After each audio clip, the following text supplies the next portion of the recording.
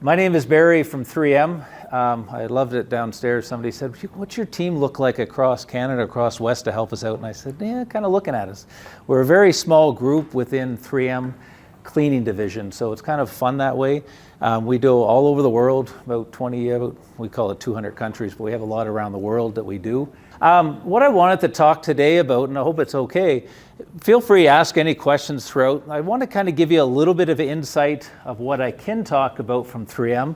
Sometimes we have a lot of layers of lawyers, so just to give you a sense. So there's some things you can't see on here that we do. But one thing 3M is known for worldwide is a science company, and that's really the base root of what we are. We have that caption here, is we're advancing every application. We want to become something that you can use. And really it's science-based. So we have about 6,500 PhD people on the back end creating products. But I want to give you a little sense of how we create it, but also want to trade it back to kind of some things you're thinking about for floor care, for cleaning. You know, how do you innovate? Because it's nice to come in and say, hey, this is what 3M does, but how do you innovate in your business? You know, we see innovations up there with SIMS in the background, accreditations. That's even something new in the industry over the last 15 years. I've been in this business for, I always say that, I hate when we talk about where we've been. We have 31 years. And no, not like Jay down earlier where he says he's always dying. Jay used to tell me he just dyes his hair till it's dyed. You know, so you can just die till you die. I haven't died yet. Andrew hasn't yet, so we're good on that side. We're trying to keep the hair. I'm trying to keep it there, not so much dye it out as well. So, but what we're looking at, we started in 1902. That was when we first started. One product that we made actually just started coming off the market. We just stopped making it here about 2 years ago. It was a product called Cordium, really developed for making wheels. We were trying to make grinding wheels, and guess what? Our first innovation failed. So what do we have to do with the mother of all innovation? Hey, guess what? We got to make something else. So we were trying to find rocks. So when you see MMM, what does 3M stand for? Does anybody here know what 3M stand for? So I told you there could be some questions coming through. What do you think 3M stands for? And some people will say much more money, but no, that's not it is. You know, much more madness nowadays. I don't know what we can do. It stands for Minnesota Mining and Manufacturing. So that's what MMM, if you ever wondered. So that's really what we are. We're a mining company. Everything started with in some of our videos, we'll say it started with a rock, and that's really what we did. The grinding wheel innovation didn't work. The rock was too soft. So for that application was too soft. So eventually it became up to a couple years ago, asphalt shingles. We started making those. The new innovation for asphalt shingles has actually been replaced because now it's absorbing the smog in the air. So we've made a new mineral that absorbs smog. So we no longer needed that. So we're able to create a new invention as things were coming out. We have a lot of patents to our name. We're about 130,000, 135,000 patents under the 3M brand over the years. We get about 3,000 new patent applications under the 3M brand every year. Some of those can be ours. Some of those can be companies that we're out helping as well. So we'll see that out there. So we'll do them in manufacturing, about 3,000 a year. This is one cool thing, just talking about innovation, why people look at it, and it's our investors are always looking at how much we're inventing. We have about a third of our business, and last year in our 3M, three business groups left, about $24 billion. About a third of that was products that were never made 5 years ago. So we always want to keep that loop with about a third of our business coming out with products we never made 5 years ago. One of the things that's really cool about it is internally we always say we have a product within 10 feet of you at any given time in the world. So you using 3M products 2 to 3 times a day without ever knowing it. So, cell phones. You wouldn't see your cell phone without some of our innovations into it. You wouldn't be driving with your license plates, the stop signs. We're walking back, we have about 10, 15 items in your car that you wouldn't be able to see. So we're walking through a lot of these new innovations.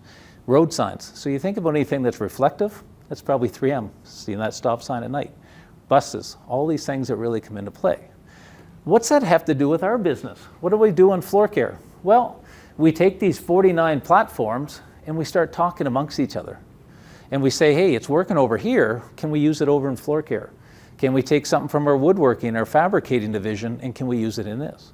So we started to see a lot of those crossovers, and that's how We invented Scotch tape. That's how we invented, somebody talked about the Post-it note adhesive, so you see that a little bit before. Post-it note was an innovation that a lot of people call a mistake. Yes, okay, that's good lore on that side. But we had that product for a few years and they didn't know what to do with it. We didn't know, sometimes we're making products that we don't know that are going to be good in the industry. So until we go out and say, let's talk to some of these other divisions, whether it's nanotech, abrasives, and we'll try to bring those things together. In our division, I know you can't read it all, we'll play a lot with the nanotechnologies. We'll play a lot with abrasives. We'll play off with different minerals in the pads. There'll be some stuff, there's an NDA here, so you'll see some things in the video that you have to sign a non-disclosure agreement. No, so that stuff. But that's really what we want to look at. A quick question back to you guys and girls in here. How do you innovate for your business? Where do you look? Hey, you want to reinvent your business today. Where are you starting? Sorry to put you on the spot, but... I actually work with someone who's very good at this. Okay. So they look outside of our traditional industry Right. to see what other people were doing differently and see if we could repurpose that for what we do. Right. Taking our challenge and looking at it differently and understanding it from a different perspective because traditional solutions are. Perfect. And if you can keep that up, that's exactly what we do at a company. We have 6,500 people that talk on a regular basis, and you can see how we intermingle all the different divisions, from powder coating to, see automotive commercial solutions where I sit into it, from mining and gas to safety. We take reflectives that people are walking around for you can see at night when you're walking your dog, to putting it on a stop sign so that you can stop your car at night. We also work on the brakes. We work on that car to being able to talk back and forth on the communications. So there's a lot of things that we're in background, but that's really how we corroborate. So sometimes when we're stuck in our business, we say, what do we do now? It's best to look outside that business or find a business that's maybe perceived totally different, but bringing it back in. How can I use what you do? That's not only, and I'll talk to you not only about that, that's not only in product development, but nowadays it can be in communication. How do we train?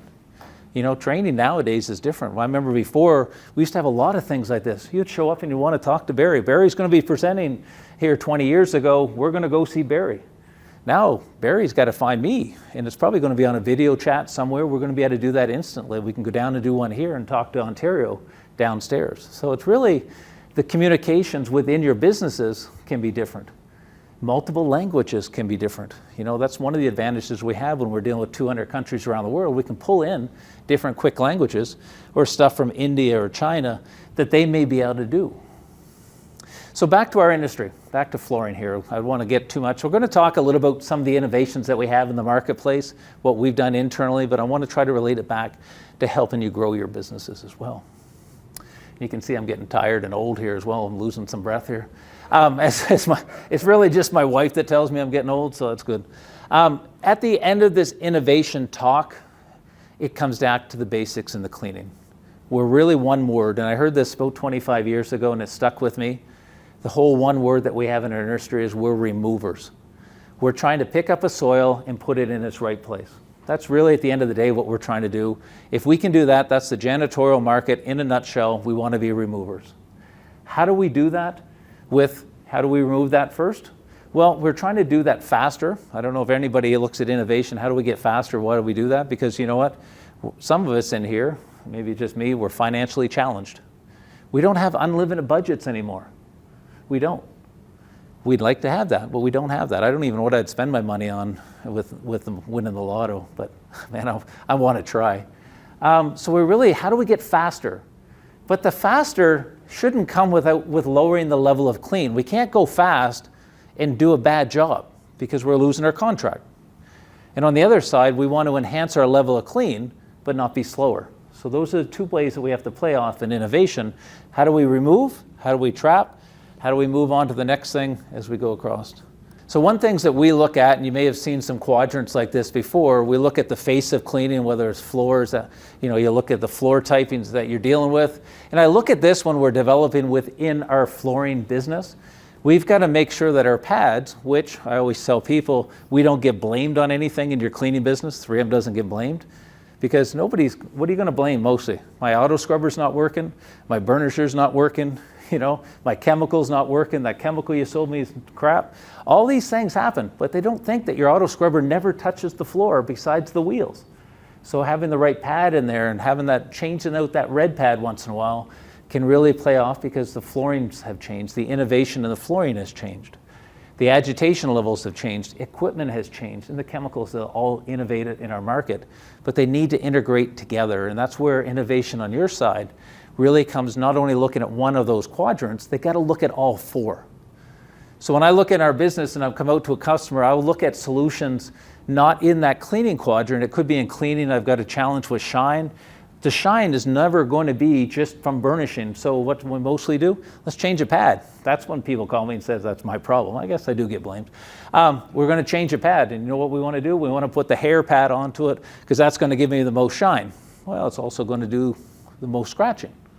So we want to make sure that we're playing off to make sure that we can do better on the cleaning and scrubbing categories, because we can be faster in those, and we want to reduce the activities that we're doing in stripping and burnishing. Labor goes up, the cost of labor goes up for somebody who's doing those technologies, the time goes up for your budget for doing those activities, and we want to make sure we can do all those activities in the top two. And most of the stuff we can today, because the floors have changed. So we'll look at some of that as well. That makes sense? I like to show this if you can see it. Timelines of floors. We love to be in this industry, and I've been here 30 years. We love to think we're at the forefront of the business. We're typically about 40 years behind when a flooring is introduced to the marketplace. So when we see things that we deal with today, I get a lot of questions downstairs. I got new polished concrete. We're starting to see that everywhere nowadays. Well, polished concrete really started to hit in 1990. So we're really on that second wave of polished concrete. We started to see a really push up to it, then it waves back down. But now with the janitorial companies come in where they can actually, because we finally got a chance in our businesses from equipment and chemical and pads to catch up to the industry and some of the other flooring things. So they're not always done at the same level. But we do see some things. I started in 1990s. At that time, really, I was seeing a lot of vinyl composite tiles and carpet, which were invented in the 40s and 50s. So we're seeing that 40, 50-year cycle come through. So the things that we're walking on today may seem new, but they have been out there, and we can solve a lot of those problems. So we do work with those companies as well. We innovate by talking to the companies, so we know that as the flooring starts to change, I think I took these when I first started, vinyl composite and carpet. We've seen a lot of that.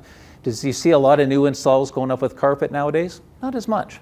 So we're seeing things like rubber going in. We're seeing names like Ultra. We're seeing Nora. We're seeing things like no maintenance floors. We're not going to have to do anything. And I usually get called a couple weeks later is, why can't I keep the shine on this? These are things that we're looking at. But the surface has become harder on here, so the technology allows us to be higher in that cleaning and scrubbing category and innovation. So again, when we're looking at the flooring, this could be, you're doing the cleaning aspect of it, but you've got to look outside, just like you said earlier, and it was a perfect answer. You're probably going to have to come up and do this talk, so I would appreciate that. But one of the things that we're looking at is outside that industry is, what floor are we walking on? So we spend some time, and we do have an app. If anybody needs an app, we do have an app called Cosmo. It's bringing our lab right to your pocket on your phone. It's downloadable from the Apple or the Google store. And you can download that, and it helps you identify your floors. So if you don't know what you're walking on, it'll show you pictures on there. You can click on a few buttons, and hey, now I know I'm walking on luxury vinyl plank. We know it's changed, so you can do all that stuff. So we're trying to bring that information. It doesn't tell you how to do it. We're not here to tell you what to do. We're showing you that if you can start with knowing what you're walking on, you can help to start innovating and bring in a program that works better for you. These are some polished concretes. We start to see some things out there. They come in a lot of unique ways that we do it. We're starting to see a lot of these in grocery stores. And most people will say, you know what, that's probably 12, 15 layers. Can you guess how many layers of protector that we have down here? Just to give you a sense. You guys have all done floors. How many coats does that look like? 2. That's 2 coats of protector. That's all that is. So it's not about putting more down. Our whole innovation that we try to do is, how do we do less? Because we're starting to see a lot of those things. We also have to fit to the other people in that industry, the equipment people and also the chemical people. So as you start to see that coming out, we're starting to see a lot of transitions on equipment. The old days, you know, when we started inventing that floor pad, and I think I might have a slide up here, but in case it messes up. Does anybody know when we invented the red floor pad? 3M invented the red floor pad. Can you guess when that innovation who's using a red floor pad today? Probably most of you. 64. Yeah, close. On that side, a little older than that. Save some time, 1958, 66 years ago. That year we invented the white, red, black pads, and we also invented the green scrubby. Nobody in here is using the green scrubby 97 or 96. Man, you guys are all using that. And that's all that, those are traditional. So sometimes the innovations are not always about innovations from yesterday. We're 15, 20 years ahead most of the stuff in those things as well. So we're seeing a lot of that today. Over the last 10, 15 years, what's changed on the equipment is the way they work. They're not all rotary machines at 175 RPMs. Some are oscillating, quarter-inch change, so you're starting to see a lot of the pad development come out based around the equipment. Pad pressures, we used to augment all those different things. Now we have to make sure that we can do it when that machine's changing. On the chemical side, you've seen a lot of the ingredients. You start to see things that we're pulling out of chemicals. NPs and APs, the nonphenol ethoxylates we took out in the 2000s. Now you're hearing a lot in the news with the PFAS. You may see that in there, the forever chemicals. You're hearing that in the news nowadays of how do we look after that. That'll be kind of the next wave. We've seen a lot of microbial development for getting rid of odors.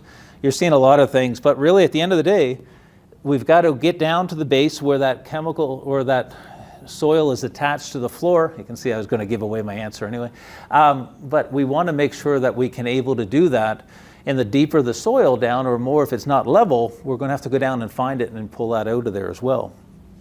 Where we fit in on a lot of this cases is that we created a pad to help agitate after the soil has been removed.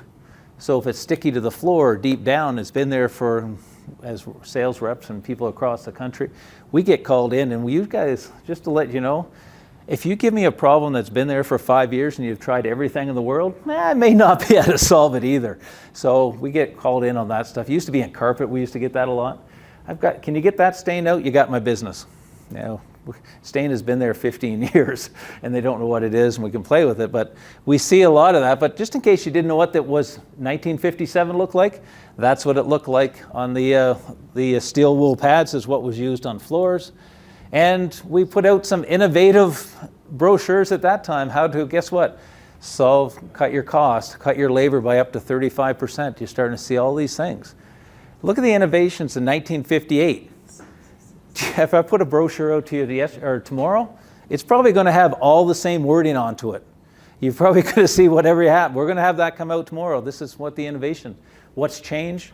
Just that we don't have somebody that's holding on to that machine. It's in an auto scrubber. We may not even have somebody walking behind the auto scrubber anymore. It could be on a computer. It can be done that. It can be remotely done.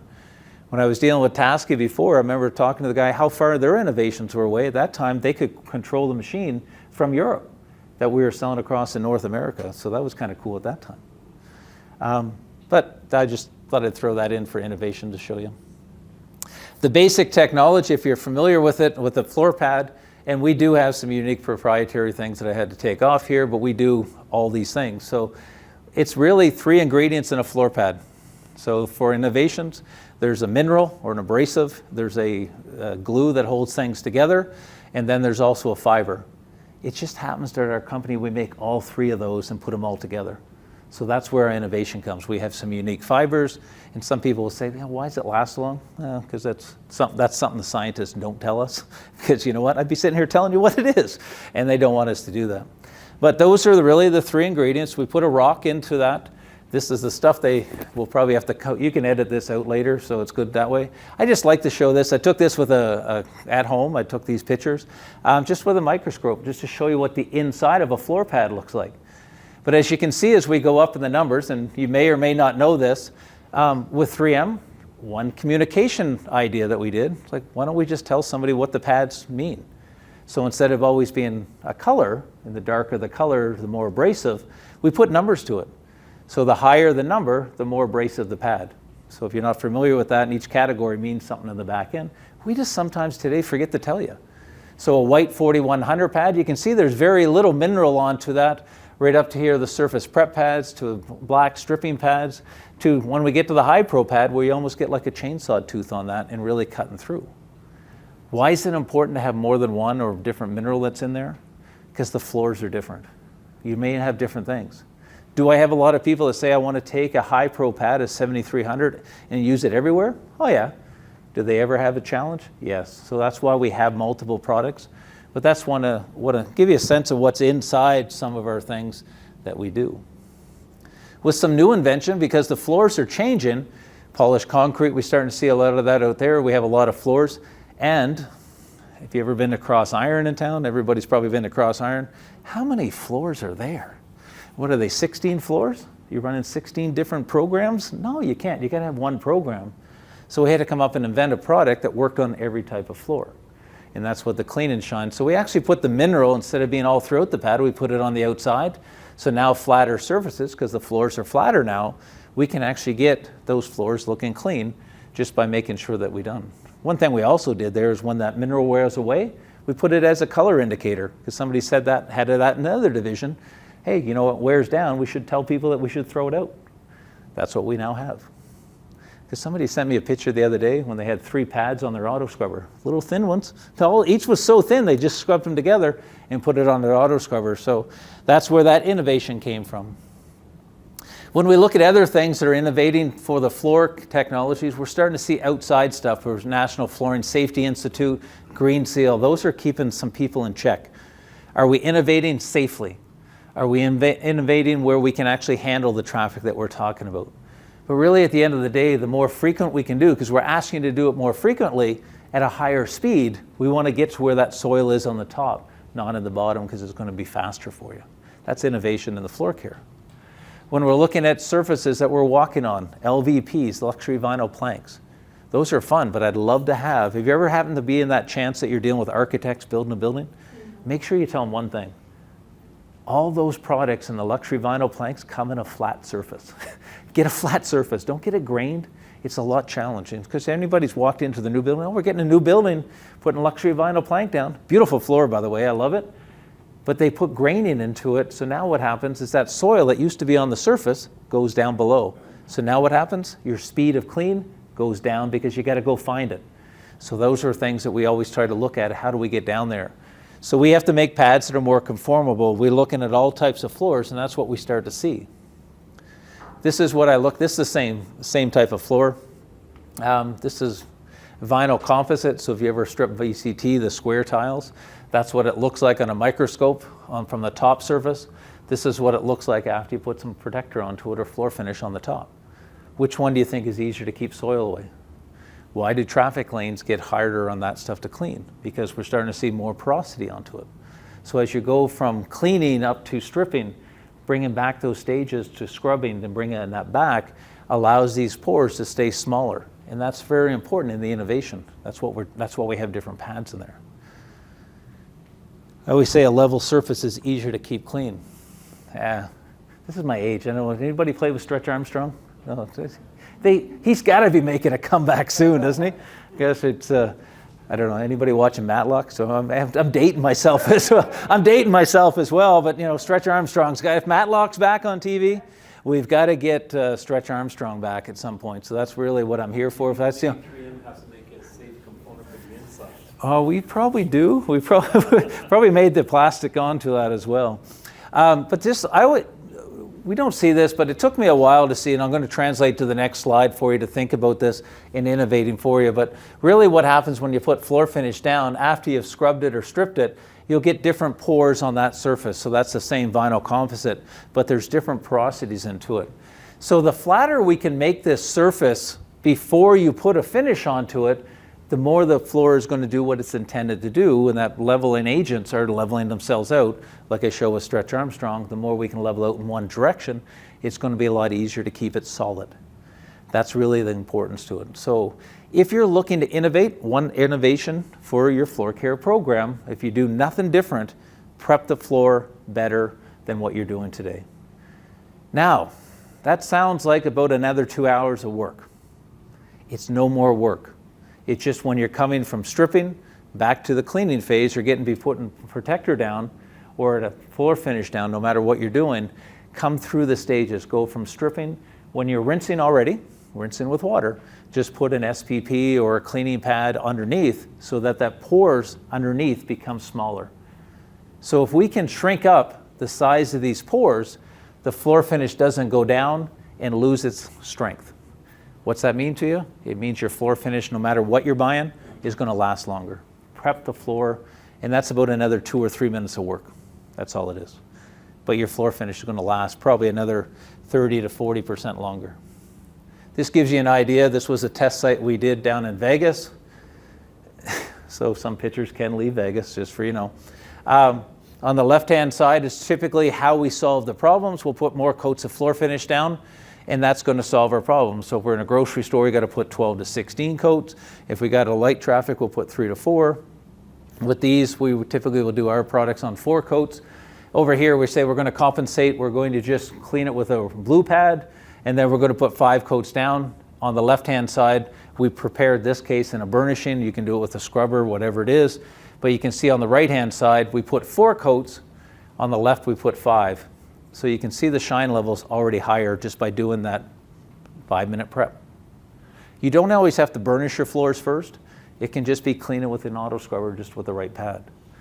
But time delay, 1, 2, and I like to look at this 6-month program.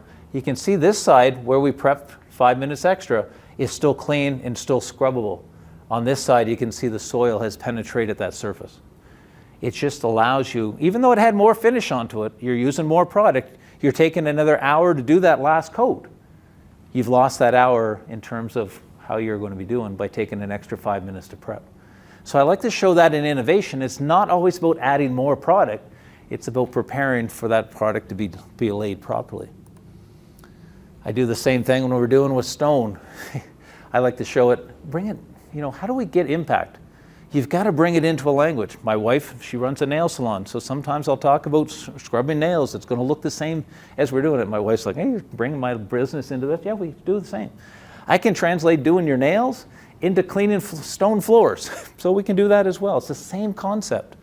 I always tell people when we're dealing with stone floors, if you're not familiar with it, it's like going to Value Village and buying a new-to-you type of area, and you want to restore it. Well, you're going to scratch it down to the lowest scratch. So we're going to take the lowest scratch, highest scratch point, and we're going to scratch it down. On an area like that, it's going to be, maybe you're going to take a 60 grit sandpaper, you're going to take an 80 grit, you're going to bring it back to 120 or 150 to bring it down. We got to go find the lowest scratch. That's what our pads do. That's what our diamonds do. It's just that we make them harder, depends on the surface that we're doing. So when you're inventing for your location, what am I trying to get rid of? Is it just dull? Is it scratched? The floors nowadays, the new install, think about it in terms of 5, 10, 15. You come into your buildings and they could be past 1970s.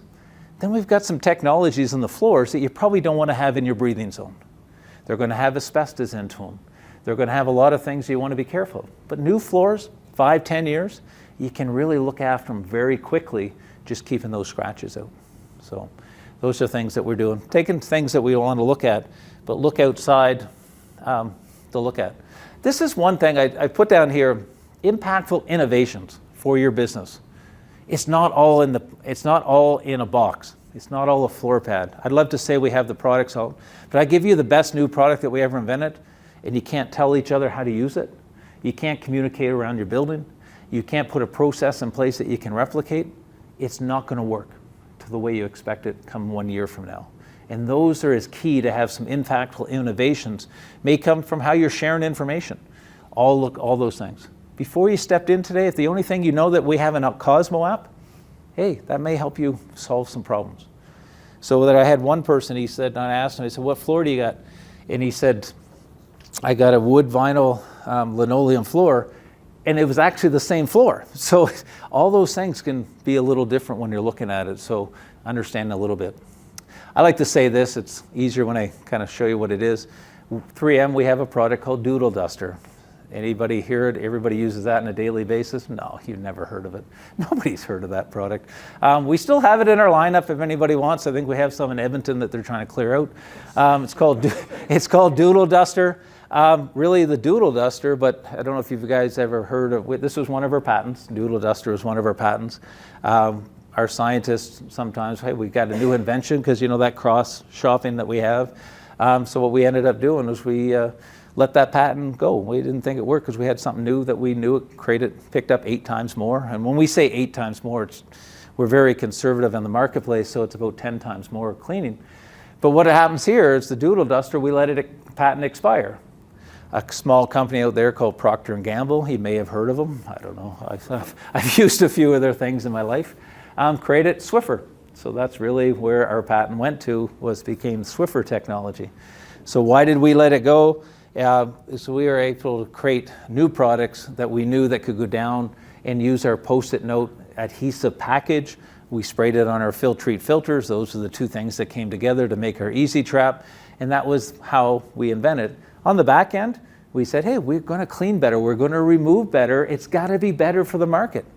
But it's taken in this industry sometimes up to 3 to 4 to 20 to 30 years for things to flow through our business because we don't look outside our businesses for some of those innovations. This is kind of cool that we look at. These are some things that we look at, especially on some of those fun areas that we're trying to get. So now we got a product as opposed to Swiffer. They got beautiful commercials though. I love Swiffer commercials for home. I always say if you've got daughters or dogs, this is the ultimate product for you because you got hair on the surface. So you got a lot of hair down. These are things that I told you earlier we don't get blamed for much. Your auto scrubber gets blamed because it's streaking, right? That's hair. You know, that's going to streak down that it's not clean out the squeegee. That has nothing to do with the auto scrubber, but this will solve your problem. We've got hair, we've got water here, and if you ever kind of, I don't know if anybody's done that, take a dust mop and going across a pile of water, it doesn't slide that well. We can actually slide through water and still pick up the dry soils on the surface. So a little different that way. So the difference with this, adhesive bases versus what they do with the Swiffer technology, it's adhesive based so it traps and holds. So think about places you're doing lights coming down, now we got to eat here. These are things that are going to work for it. So that's how some of the different things that we relate back to bring in innovation from one division. How do we take it from our retail side? We take it from technology that we're doing out there. And I don't know if I have any, I don't think I have any here. You want a fun party trick? On that side, take a couple Post-it notes, and I think it might still have some of those. Put 2 Post-it notes back to back so they stick together. Try to pull them apart. They can't pull apart. Very difficult to pull those apart. But you can actually just peel them apart. So even when they play with the technologies, it's how the glue is made together. It really gives you how it's coming off. So when we play with taking tapes off, make sure you take it from the side edge because it's easier to keep that residue off. So all the way the scientists in the back end will create it from sticky to permanent. Same type of process, but we'll change the top, change the base, but it really depends on what we're doing. We deal with products all over the world. We deal with from the aviation industry, and it's probably the same thing that we put on the front hoods of cars to keep the salt off, and the rock chips we put on floors to keep sanitizers off the floor finish. These are ways that we innovate. We look outside our business, just like you perfectly said that earlier, and I wish I do have to pay you money because that was better than I'd ever write. Was that done by AI? I don't know. I do that by AI now. So we got our own system for an AI, and I can translate everything right now. But those are some of the ways that we've brought products to market. Why we look at things. Sometimes it's only about a solution. We can come out to customers, say this is a solution, and we build it. In most cases, it's people walking by another business. I didn't know that could be. It could be on communication. It could be on the process. I didn't know that's how that was working, and that's where I really see big in this business. It's not only on products, because the more product we use, it doesn't make it faster. It doesn't make it cleaner. We want to be faster. We want to be removers. We got to understand the technology of the face of cleaning, from fluorine to agitation to chemical to equipment. Where's that perfect Venn diagram in there so that innovation works for you? Thank you very much. I appreciate that. Okay. Thanks.